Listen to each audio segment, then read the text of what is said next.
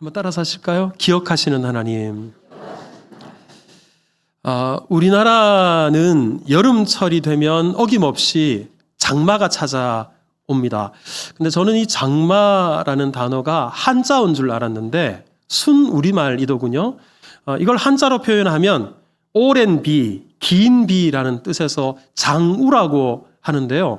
근데 올해 우리나라 장마는 장우는커녕 장마가 있었나 싶을 정도로 빨리 지나갔어요. 그래서 우리가 마음을 놓고 있었는데 기상청에서 장마가 다 끝났다라는 뉴스 보도가 있고 난 이후에 국지성 폭우가 쏟아져서 우리 전국의 여러 도시들이 아주 큰 피해를 입었었죠. 문득 우리나라의 역대 가장 길었던 장마가 언제였을까 제가 궁금해서 우리 기상청 통계를 한번 찾아봤더니 화면을 보시면 2020년에 장마가 무려 며칠 동안 54일 동안 보통 우리 장마가 길어야 한 달이에요. 그런데 이 해에는 2달 가까이 장마가 지속됐습니다. 근데 이렇게 장마가 길었으니까 비가 많이 내렸을 것 같다 싶어서 제가 2020년 한번 자료를 찾아봤더니만 그렇지는 않아요. 왜냐 그러면 흐린 날이 많았고 비가 오더라도 조금 오기도 하고 그리고 반쪽 장마라고 중부에서는 계속 장마철이었는데 남부 쪽에서는 대단히 건조했어요. 메말랐어요. 그러다 보니까 전체 강우량은 예년과 별로 다를 바가 없었습니다. 자, 그런데 우리가 지금 주일날 노아 시리즈 말씀을 나누고 있습니다만 노아 시대 때 홍수는 그러지 않았습니다. 여러분 노아 시대 때 비가 얼마나 많이 쏟아졌나 이 비의 범위가 전 세계적이었고요. 그리고 그 비도 오늘 내렸다가 내일 쉬었다가 그 다음날 내렸다가 이렇게 간헐적으로 오는 게 아니었고 40일 밤낮으로 사실상 물폭탄 같은 것들이 쏟아지고 땅의 샘들도 솟구쳐 올라왔습니다. 그래서 이때 비가 얼마나 많이 내렸는지 150일 동안 온 세상을 물로 뒤덮었어요. 그럼 150일을 달로 환산하면 얼마가 되나요? 5달, 정확하게 5달이 되거든요. 한번 여러분 1년의 절반이 온 세상이 땅이 없을 정도로 물로만 뒤덮였다 한번 생각해 보십시오. 이거 보통 일이 아닙니다. 우리 하나님께서 우리 노아에게 처음에 홍수를 예고하실 때 이렇게 말씀을 하셨어요. 내가 지금 이 죄악으로 가득한 세상, 이 세상을 쓸어버리되 사람으로부터 가축과 기는 것과 공중의 새까지 내가 다 심판하겠다. 모조리 쓸어버리겠다라고 말씀을 하셨는데 이 5달이라는 기간은 하나님께서 예고하신 이 말씀이 그대로 이루어지고도 충분한 여러분 새들이 아무리 날아다닌다고 해도 계속 날아다닐 수는 없잖아요. 그러니까 이 5달이라는 기간은 하나님의 심판의 예언의 말씀이 그대로 실현될 수 있는 그런 기간이었습니다. 한번 따라서 합시다. 하나님의 약속은 반드시 이루어집니다.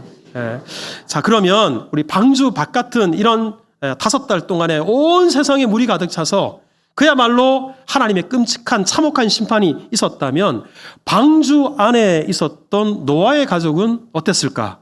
자, 여러분 방주 안은 평안하고 아늑했을까요? 여러분 어떠십니까? 저는 그렇지 않았을 것 같아요. 방주 바깥만큼은 아니었어도 방주 안도 여전히 난리통이었을 거다 이런 생각이 듭니다. 여러분 한번 생각해 보세요. 하늘에 창이 열려서 물이 쏟아지고요. 우리 땅에 샘들이 솟아나서 그러다 보면 배가 얼마나 심하게 흔들렸겠어요. 이리 쏠리고 저리 쏠리고 그리고 바깥에서 이런저런 엄청난 소리들 소음들 나무로만 만든 배가 무슨 소음이 차단이 됐겠습니까? 요즘 나오는 차들은 아무리 빨리 다녀도 바깥 소음들이 거의 들어오지 않지만 예전에 이 노아 방주 무슨 그런 기술이 있었겠어요? 심지어는 바깥에서 죽어가는 사람들의 비명소리, 짐승들의 울부짖는 소리들 그런 소리들이 끊임없이 들려왔을 것입니다. 이렇게 비가 쏟아지는 40일뿐만 아니라 그 이후에도 110일 동안이나 바깥이 어떻게 되는지 알지 못하는 채 이리저리 쓸려 다녔으니까 여러분 이 기간 동안에 창문도 열지 못했어요.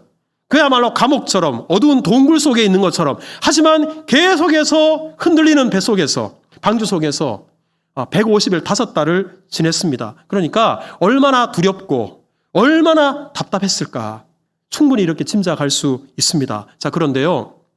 이 답답한 시간이 150일 동안이나 계속되고 있을 때 한 줄기 빛과 같은 희망의 소식이 들려왔습니다. 그게 바로 오늘 본문 1절인데, 자, 우리 1절을 한번 읽어볼까요? 다 같이 시작. 하나님이 노아와 그와 함께 방주에 있는 모든 들짐승과 가축을 기억하사. 됐습니다. 여러분, 여기서 하나님이 노아와 그 방주에 타고 있는 생명체들을 기억하셨다 그랬어요. 자, 한번 따라서 합시다. 하나님은 기억하시는 분이십니다. 여러분, 사실 지금 노아가 방주 안에 있는 이 5달 동안에 노아를 기억하는 사람들은 아무도 없었어요. 왜 기억하는 사람들이 없었을까요? 다 죽었으니까 아무도 기억하지 못했습니다. 여러분, 게다가 지구가 얼마나 넓어요. 이 넓은 지구에서 노아의 방주가 아무리 컸다 한들 이 지도상에 한 점이라도 찍을 정도로 컸겠어요? 여러분, 이게 노아의 방주가 어디 있는지도 알지 못할 정도가 되었을 거고요. 그리고 방주 안에서 이렇게 시달리고 답답한 시간이 지금 가는지 해가 떴는지 졌는지 알 수도 없는 그런 캄캄한 방주 속에서 5달을 보냈으니까 노아를 비롯해서 가족들도 우리는 잊혀진 존재가 아닐까 이렇게 생각할 수 있었을 것입니다. 하지만 그런 상황 속에서도 노아의 가족을 기억하는 분이 계셨습니다. 그분이 누구십니까? 하나님이십니다. 하나님께서 기억하사. 여러분, 이게 어마어마한 말씀이에요.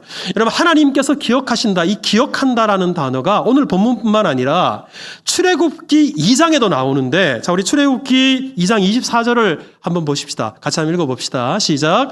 하나님이 소리를 들으시고 하나님이 아브라함과 이삭과 야곱에게 세운 그의 언약을 기억하사. 자, 그럼 이 배경을 여러분 아실 거예요. 이스라엘 백성들이 이집트에서 무려 430년을 노예로 살았습니다. 여러분, 430년이 얼마나 긴 시간입니까? 이 긴 시간 동안 노예로 살았으니까 이스라엘 사람들 마음속에는 너도 나도 하나님이 우리를 잊어버리신 게 아닌가, 우리는 잊혀진 민족이 아닐까 이런 생각이 들었을 거예요. 하지만 그럼에도 불구하고 이스라엘 민족들을 기억하는 분이 계셨어요. 누가 기억하셨어요? 하나님이 기억하셨어요. 여러분, 이게 24절에만 나오는 게 아니에요. 25절도 한번 보십시오. 같이 읽습니다. 하나님이 이스라엘 자손을 돌보셨고 하나님이 그들을 기억하셨다. 자, 한번 따라서 합시다. 하나님은 기억하시고 또 기억하십니다. 여러분, 하나님이 이스라엘 백성들만 기억하실까요? 아닙니다. 저와 여러분들, 우리 또한 하나님께서 기억하십니다. 여러분, 우리를 구원하기 위해서, 우리를 하나님의 자녀 삼아주시기 위해서 하나밖에 없는 아들을 내어놓으신 분이 어찌 우리를 잊어버리겠어요?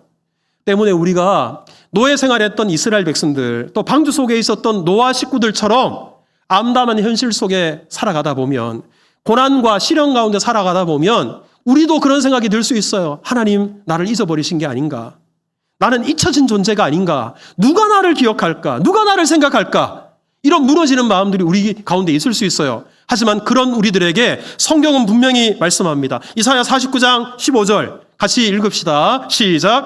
여인이 어찌 그 젖 먹는 자식을 잊겠으며 자기 태에서 난 아들을 긍휼히 여기지 않겠느냐? 그들은 혹시 잊을지라도 나는 너를. 여러분, 젖먹이 자식을 둔 어미가 어찌 그 갓난아기 자식을 잊어버리겠어요?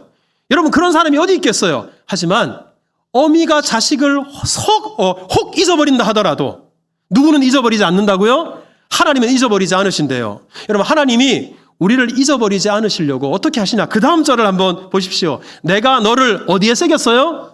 손바닥에. 여러분, 우리가 중요한 일, 중요한 약속들 잊어버리지 않으려고 손에다가 볼펜으로 쓸 때가 있잖아요. 그런데요, 볼펜으로 쓰는 정도가 아니고요, 하나님은 아예 손바닥에다 새기셨대요. 근데 여러분, 하나님이 이렇게 적거나 새기실 필요가 있는 분입니까? 하나님은 전지전능하신 분이신데, 그럼에도 성경에서 내 손바닥에 너희를 새겼다라고 말씀하시는 이유가 뭘까요? 그만큼 하나님은 절대로 우리를 잊어버리지 아니하신다. 어떤 상황 속에서도, 아무리 시간이 오래 흘러서도 하나님은 반드시 나를 기억하신다. 이 메시지를 우리에게 분명히 주시기 위해서 이렇게 기억하신 겁니다. 다시 한번 따라서 합시다. 어떤 일이 있어도 하나님은 나를 기억하십니다. 때문에 여러분, 노아가 이렇게 하나님의 기억하심의 은혜를 입고 있어요. 그렇다면 노아가 해야 될 일은 한 가지예요. 자, 저를 한번 따라서 합시다. 하나님이 기억하시면 나는 기다려야 합니다. 여러분 오늘 설교 다 잊어버리셔도요. 보세요. 하나님은 기억하세요. 그러면 우리는 어떻게 해야 돼요? 기다려야 돼요. 하나님은 다 기억하시고 또 하나님은 잊어버리지 않고 있기 때문에 아무리 우리 기준으로 이 시련의 시간이 길다 하더라도 아무리 현실이 어렵고 답답하다 하더라도 하나님의 때를 우리는 기다리고 또 기다릴 수 있어야 됩니다. 그래서 오늘 우리가 창세기 8장을 읽었는데요. 창세기 8장에서 계속해서 나오는 단어가 있어요. 여러분 10절을 한번 보십시오. 노아가 뭐 했냐면 기다렸어요. 12절을 한번 보십시오. 또 기다립니다. 이것 외에도 노아 스토리를 읽어보면 노아는 끊임없이 기다립니다. 처음에 하나님께서 홍수로 내가 이 세상을 심판하리라. 이 하나님의 말씀 하나 붙잡고 방주를 만드는 그 긴 세월 동안 노아는 기다리고 또 기다립니다. 나중에 방주에 타고 나서도 금방 비가 내리질 않았잖아요. 일주일을 또 기다립니다. 40일 물폭탄이 쏟아지는 가운데서도 노아가 기다립니다. 그리고 111일을 또 기다립니다. 그리고 오늘 본문을 읽어보면 그 이후에도 40일을 또 기다려요. 노아는 하나님의 약속을 붙잡고 있었기 때문에, 그리고 하나님께서 나를 기억하신다라는 이 사실, 이것을 믿는 믿음이 있었기 때문에 기다리고 또 기다린 겁니다. 우리 성령께서 오늘 예배하는 우리 모두에게 하나님 나를 사랑하신다, 하나님 나를 기억하신다, 이 믿음 안에서 인내할 줄 아는 믿음, 기다릴 줄 아는 믿음을 우리 모두에게 주시기를 주님의 이름으로 축복합니다. 자, 그러면 우리 성경에서 하나님께서 기억하신다라는 말은 단순히 하나님이 그냥 생각으로만 우리를 잊어버리지 않고 기억한다, 이런 의미는 아니에요. 여러분, 이스라엘 백성들 이집트에서 430년 동안 노예로 살 때 하나님이 기억하셨잖아요. 하나님이 기억만 하셨습니까? 하나님이 기억하셨다라는 이 말은 동시에 그 이스라엘에게 자유를 주시고 이스라엘을 구원하실 하나님의 놀라운 역사가 시작되었다라는 의미였어요. 마찬가지입니다. 노아를 하나님이 기억하셨다라는 이 말씀도 하나님이 생각만 하신 게 아니에요. 그 오랜 시간 동안에 방주 속에서 답답하고 두려움 가운데 살았을 노아를 위해서 이제 하나님의 구원의 역사, 생명의 역사, 하나님의 능력의 역사가 이제 시작된다는 것을 암시하고 있습니다. 자, 노아를 기억하신 하나님께서 어떤 일을 행하셨을까? 자, 우리 먼저는 저를 한번 따라서 합시다. 바람을 주셨습니다. 자, 우리 1절을 한번 다시 읽어볼까요? 다 같이 읽습니다. 시작. 하나님이 노아와 그와 함께 방주에 있는 모든 들짐승과 가축을 기억하사 하나님이 바람을 땅 위에 불게 하시매. 자, 여기서 우리 하나님께서 노아를 기억하셔서 가장 먼저 한 일은 바람을 땅 위에 불게 하셨다라는 겁니다. 여러분, 당시에 물이 얼마나 많았던지, 여러분, 이거는 자연의 힘으로 이 물이 물러갈 수 없는 정도의 양이에요. 그러면 하나님의 능력이 임해야 돼요. 때문에 오늘 본문에서 바람을 땅에 불어서 물이 줄어들었다, 이 말씀은, 이 바람은 그냥 바람이 아니라 한번 따라서 합시다. 하나님의 능력입니다. 여러분, 성경 다른 곳을 읽어봐도 하나님께서 보내신 바람은 그냥 바람이 아니에요. 이 바람은 하나님의 능력 그 자체였습니다. 출애굽기 14장 21절에 보면 이스라엘 백성들이 이집트에서 나와서 가나안 땅을 향해 가는데 홍해가 가로막고 있었어요. 이때 절체절명의 위기의 순간에 보세요. 모세가 바다 위로 손을 내미니까 하나님께서 큰 동풍을 보내셨어요. 여러분, 동풍이 다른 말로 뭐예요? 바람입니다. 하나님 바람을 보내셨어요. 그랬더니만 그 홍해 바다가 둘로 갈라져 버렸습니다. 여러분, 태풍이 아니면 토네이도가 분다 그래서 바다가 둘로 쪼개져서 양쪽에 벽이 되고 바닥이 말라서 육지처럼 바뀌어질 수 있겠습니까? 때문에 여기서 하나님께서 보내신 이 동풍은 그냥 자연 바람이 아니라 하나님의 능력이었어요. 민수기 11장 31절에 이스라엘 민족들이 고기가 너무 먹고 싶은 거예요. 제발 좀 고기를 좀 달라고. 그랬더니 하나님께서 바람을 보내셨어요. 바람이 여호와에게서 나와. 그랬더니만 어디에서 날라왔는지 모르지만 메추라기가 때로 이스라엘 백성들 그 천막들 가운데 떨어지는 거예요. 우두두두두 떨어져요. 여러분, 그냥 자연 바람이면 참새도 못 날려요, 여러분. 하지만 하나님의 능력이 이 바람 가운데 함께 하시니까 그 많은 메추라기, 200만이 넘는 이스라엘 백성들이 배부르고도 남을 정도로 많은 메추라기가 그 바람에 실려와서 이스라엘 백성들의 배를 채워줄 수 있었던 거예요. 열왕기상 19장에 보면 또 하나님의 바람이 임해요. 보세요. 여호와 앞에 크고 강한 바람이 불어오니까 이 바람이 얼마나 놀라운지 산을 어떻게 했어요? 갈라버렸어요. 바위를 어떻게 했어요? 부셔버렸어요. 자연 바람이 이렇게 할 수 있는 이 정도 파괴력을 갖고 있지 않습니다. 자, 다시 한번 따라서 합시다. 바람은 하나님의 능력입니다. 특별히 여러분 오늘 본문 1절에 이 바람, 하나님께서 보내신 이 바람이라는 히브리어 단어를 한번 찾아봤더니 따라서 해보세요. 루아흐. 근데 여러분 이거 어디서 들어본 단어 아닌가요? 이게 어디 나오냐면 창세기 1장 2절에 보세요. 하나님이 천지를 창조하실 때 온 세상이 혼돈하고 그리고 흑암이 있고 공허했잖아요. 무질서했어요. 자, 이런 때 하나님의 영이 물 위를 거느렸어요. 여기서 이 하나님의 영 할 때 이 영이 다름 아니라 루아흐예요. 오늘 본문에 나오는 바람과 똑같은 단어입니다. 그러고 보면 창세기 1장 말씀과 오늘 말씀을 연결지어 보면 묘한 연관성이 있어요. 여러분 창조하는 그 사역을 하실 때 온 세상이 엉망이었어요. 그런데 여기에 하나님의 능력이 임하니까 그리고 하나님의 영이 물 위를 거니시니까 하나님의 바람이 임하니까 이 자연 만물이 질서와 조화를 이루게 되었습니다. 마찬가지로 노아 홍수가 끝나고 난 이후에 이 세상이 어땠을까요? 여러분 150일 동안에 온 세상이 물에 잠겼고요. 그리고 이런저런 하늘에서 물폭탄이 떨어지고 바다에 땅에 샘이 터져났으면 멀쩡한 곳이 없었을 거예요. 대단히 혼란하고 공허하고 그야말로 혼돈 그 자체였을 것입니다. 이때 하나님의 영이 하나님의 바람이 물 위를 불어오는 거예요. 그랬더니만 노아 홍수 이후에 하나님의 심판 이후에 새로운 창조, 새로운 생명의 역사가 하나님으로부터 시작되게 된 것입니다. 여러분 이렇게 하나님의 영이 임하니까 하나님의 바람이 임하니까 자 2절을 한번 보십시오. 같이 읽겠습니다. 시작. 기품의 샘과 창이 닫히고 하늘에서 비가 그치매. 여러분 보십시오. 원래 노아 홍수가 시작될 때요 샘이 열렸어요.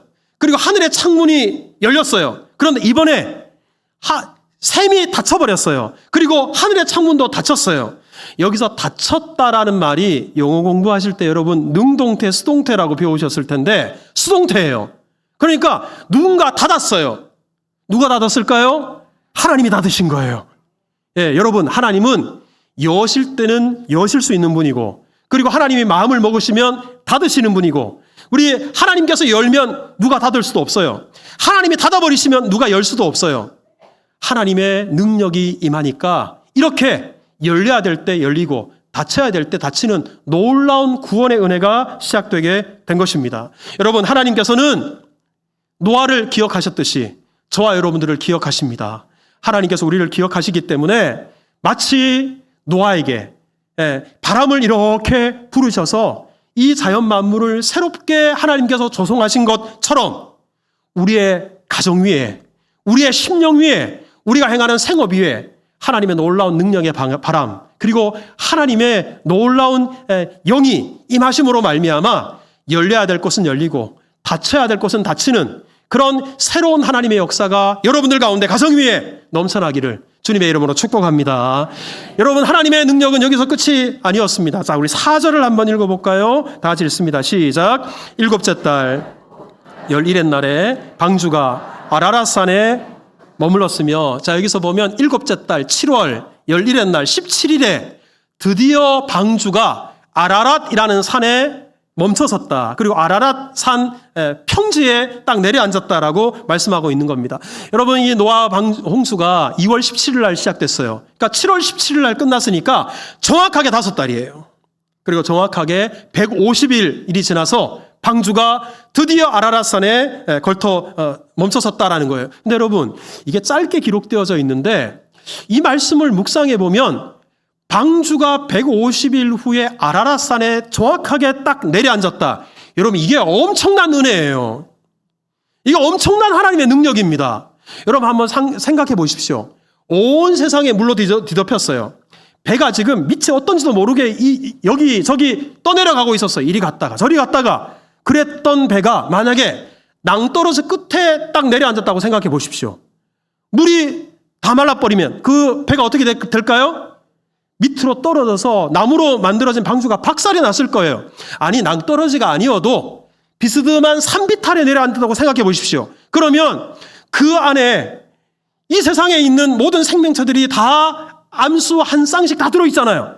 한쪽으로 쏠려가지고요. 거기 안에도 방주 안에 다 죽는 처참한 일이 생겨났을 거예요. 그러니까 방주가 떠다니다가 아라랏산에 도착을 했는데 그 아라랏산 중에서도 봉우리나 비탈이 아니라 그 큰 방주가 충분히 편안하게 내려설 수 있도록 그 안에 있는 노아의 가족들과 생명체들이 안전하게 밖으로 나올 수 있도록 가장 적절한 땅에 내려앉았다는 거예요. 여러분, 이거 어떻게 우연히 될 수 있는 일입니까? 하나님께서 노아를 기억하셔서 방주가 150일 이후에 이렇게 평안한 땅, 안전한 땅, 정말 내려앉아야 될 곳에 내려앉게 하셨다라는 사실입니다.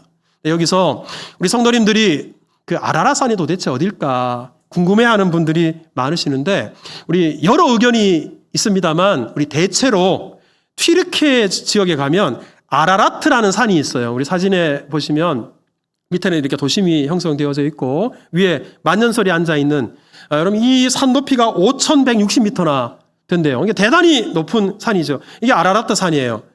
그런데 우리 성경학자들과 우리 많은 학자들이 우리 성경의 아라랏을 이 아라라트라고 생각하는 이유가 몇 가지가 있는데, 먼저는 이름이 비슷하잖아요.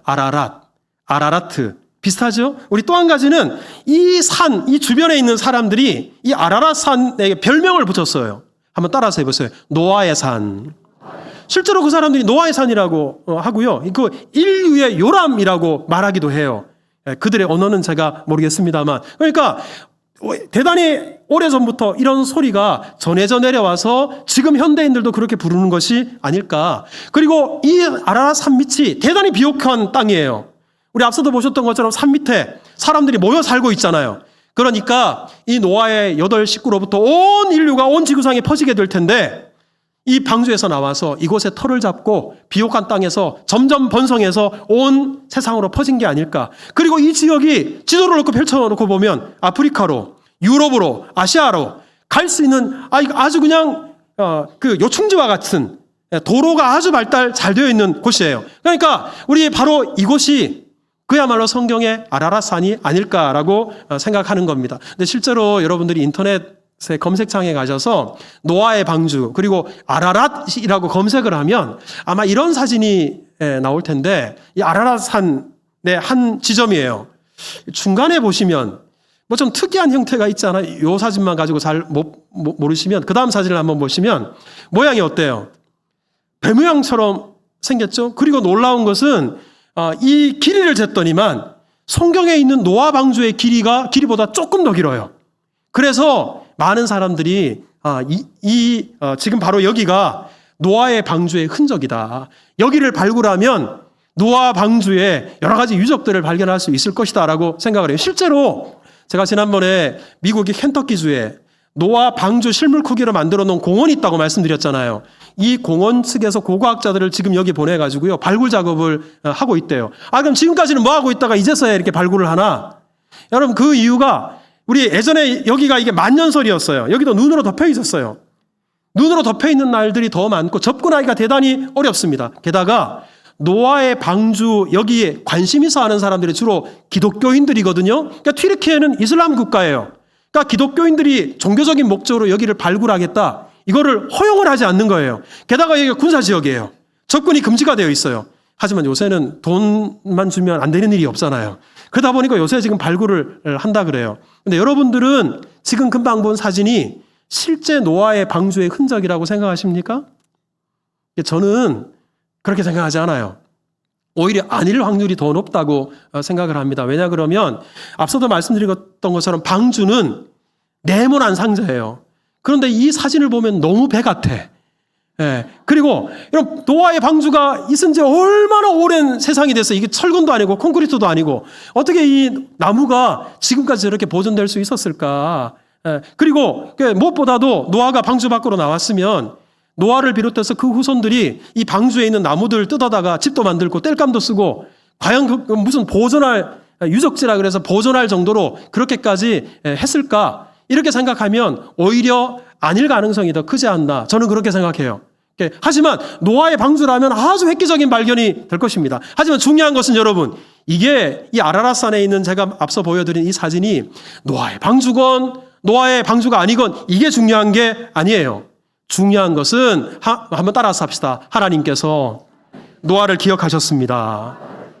여러분, 노아를 기억하셔서 노아의 홍수 기간 내내 동안 노아를 붙잡으시고 이 방주를 붙잡고 계시다가 가장 안전한 곳에 하나님의 때가 되어서 안전하게 내려놓으셨다.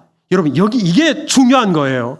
우리 하나님께서 우리를 기억하셔서 지금 이리저리 떠다니고 방황하고 있을지라도 가장 안전한 곳에 하나님의 뜻을 이루는 그 장소에 우리를 평안하게 내려놓으실 수 있기를 주님의 이름으로 축복합니다. 우리 마지막으로 우리 하나님께서 노아를 기억하셔서 어떤 일을 행하셨나 한번 따라서 합시다. 땅을 마르게 하셨습니다. 자, 우리 6절을 한번 읽어볼까요? 6절 다 같이 시작. 40일을 지나서 노아가 그 방주에 낸 창문을 열고, 여러분 여기서 40일이 지났다라는 것은 노아의 방주가 이제 드디어 아라랏산에 떡 내려앉았어요. 그러고도 40일이 지났어요. 그러니까 지금 그제서야 노아가 창문을 열었어요. 그때까지는 방주 안에 빛 하나 들어오지 않았어요. 창문도 열지 못했습니다. 예전에 무슨 요즘처럼 유리창이 있겠어요? 밖을 내다볼 수가 없는 거예요. 드디어 창을 열었는데 하지만 바깥에 물이 다 말랐는지 어땠는지 알 수가 없어요. 그래서 노아가 어떻게 했냐 그러면 그 방주 안에 타고 있는 까마귀 한 마리를 꺼내서 방주 밖으로 날려보냈습니다.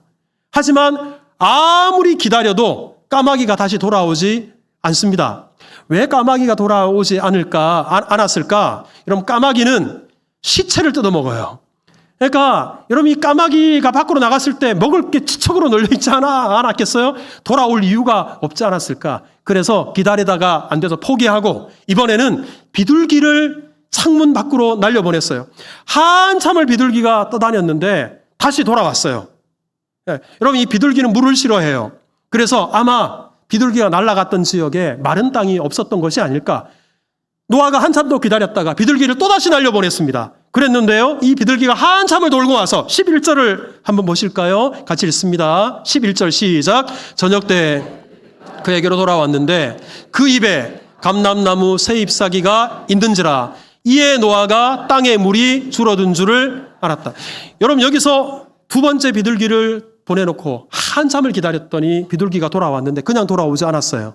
입에 감람나무, 올리브나무 이파리인데 그냥 이파리가 아니고요, 썩어 문드러진 이파리가 아니고 마른 이파리가 아니라 새롭게 난 이파리를 물어왔어요. 그럼 이걸 가지고 어떻게 땅이 말랐다는 것을 알 수 있나? 여러분, 올리브 나무는 산에서도 자라고 언덕에서도 자라요. 하지만 고도가 높은 지역에서는 자라질 않아요. 그러니까 올리브 나무가 새로 자라나서 새 잎사귀를 냈다라고 하는 것은 저 아래쪽에 아주 높은 지대가 아니라 저 저지대에 새로 생명의 씨앗이 돋아나서 그 잎사귀가 시작됐구나. 그래서 노아가 이걸 보고 충분히 저 아래쪽의 땅도 벌써 말랐겠구나. 이제 방주 밖으로 나갈 때가 되었구나 생각한 거예요. 여러분, 하나님께서 노아를 기억하셔서 때가 되어서 여러분, 이 방주 안에 먹을 것도 이제 다 떨어졌을 거예요. 더 이상 지체되면 생존할 수 없었을 겁니다. 때가 되니까 기다리고 또 기다렸던 노아를 드디어 하나님께서 땅을 다 마르게 하셔서 방주 밖으로 내보내심으로 말미암아 새로운 구원의 역사, 새로운 생명의 역사를 시작하셨던 겁니다. 여러분, 이처럼 하나님 기억하십니다. 그리고 노아는 하나님께서 기억하시는 것을 믿는 믿음 안에서 기다리고 또 기다림으로 말미암아 이 놀라운 하나님의 구원, 그리고 놀라운 하나님의 구원의 역사를 써내려가는 귀한 인물이 되었습니다. 때문에 여러분, 우리 또한 오늘 제가 계속 강조하는 것 다시 한번 따라서 합시다. 하나님은 기억하십니다. 방주 안과처럼 어둡고 침침하고 힘들고 냄새나고 어려운 상황 속에서도 언제나 우리가 잊지 말아야 될 것, 하나님을 기억하신다.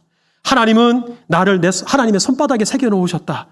이렇게 어려운 순간에도 하나님은 나를 잊지 아니하신다. 이 사실을 기억하고 기다리고 또 기다림으로 말미암아 그 하나님의 풍성한 은혜, 바람을 불어오시고 그리고 평안한 곳에 내려놓으실 뿐만 아니라 하나님께서 새롭게 시작하는 생명의 역사를 날마다 경험하는 우리 모두가 될 수 있기를 주님의 이름으로 축복합니다.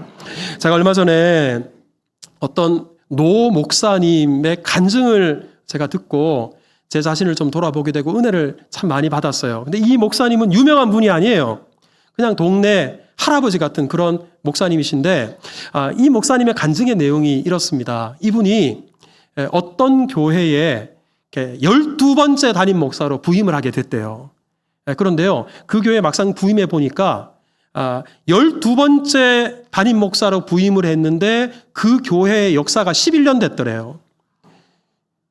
자, 그럼 어떤 교회일지. 근데 그 중에 이 목사님 앞에서 목회하셨던 11분의 목사님 중에 한 분은 3년을 목회하셨대요. 그럼 나머지 10명은 어떤 분은 한 달 사역하시고 그만두시고 어떤 분은 3달, 평균 1년을 못 넘긴 거예요. 그런 교회에 이분이 부임을 했습니다. 놀랍게도 이 목사님이 그 교회에 42년을 사역하셨어요. 여러분, 그 비결이 뭘까? 특히 저 같은 목사 같은 경우에는 목사들은 궁금하지 않겠어요? 근데 이 목사님의 비결을 이렇게 설명을 해요. 이분이 부임해 놓고 보니까 기가 차잖아요. 아니, 세상에 이런 교회가 어딨나. 그런데 아니나 다를까 가봤더니 성도들이 목사님을 대하는 태도가 벌써 다르더래요. 목사님 친근하고 호의적인 게 아니라, 그러니까 바꿔 말하면 우리 수정교회 교인들 같지 않아요. 여러분들이 저를 얼마나 따뜻하게 대해 주십니까? 그런데 벌써 교인들이 목사를 대하는 태도가 이 사람은 얼마나 있을라나. 이런 거예요. 이 12번째 목사님이니까 그러니까 대단히 냉소적이고요. 차갑고요. 그리고 대단히 좀 사무적으로 목사님을 대하더래요. 그래도 이 목사님이 그래 예수님만 생각하고 내가 목회 열심히 해보자. 드디어 한 달이 지났어요.